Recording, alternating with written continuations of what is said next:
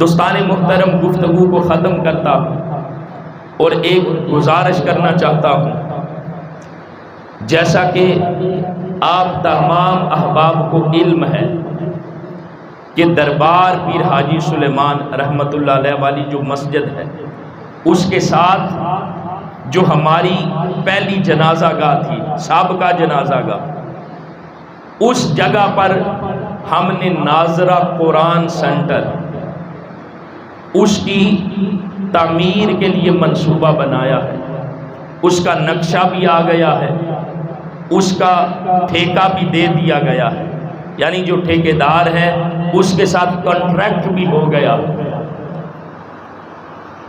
تقریباً اس پر 30 لاکھ کے قریب جو لاگت ہے وہ آئے گی، ایک تخمینے اور اندازے کے مطابق۔ اس سے اوپر بھی ہو سکتا ہے، نیچے بھی ہو سکتا ہے، لیکن ایک تخمینہ بتا رہا ہوں۔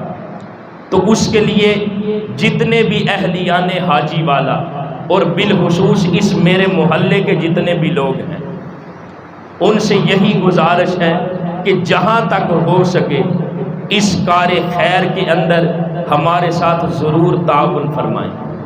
انشاءاللہ جب وہ تعمیر کے مراحل سے گزر کر اس کی تکمیل ہوگی، پھر دیکھنا وہاں پر صبح و شام کس طرح انشاءاللہ العزیز جو ہمارے بچے ہیں وہ قرآن کی تلاوت کریں گے۔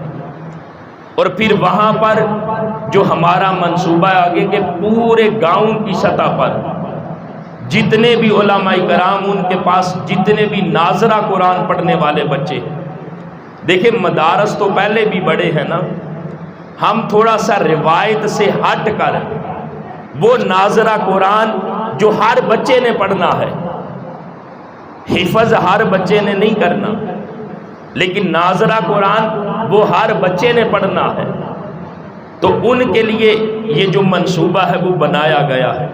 پورے گاؤں کے جو ناظرہ قرآن پڑھنے والے بچے ہیں، انشاءاللہ ان کے وہاں پر مقابلہ جات ہوا کریں گے۔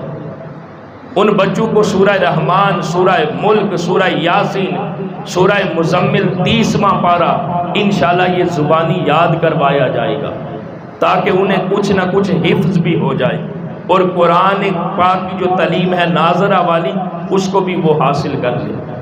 بس اس کو بنانا ہے، دیکھیں بنا لینا پھر اس کو آباد کرنا مشکل ہے، اس کو بس ہم نے بنانا ہے، آباد پہلے سے ہی ہے۔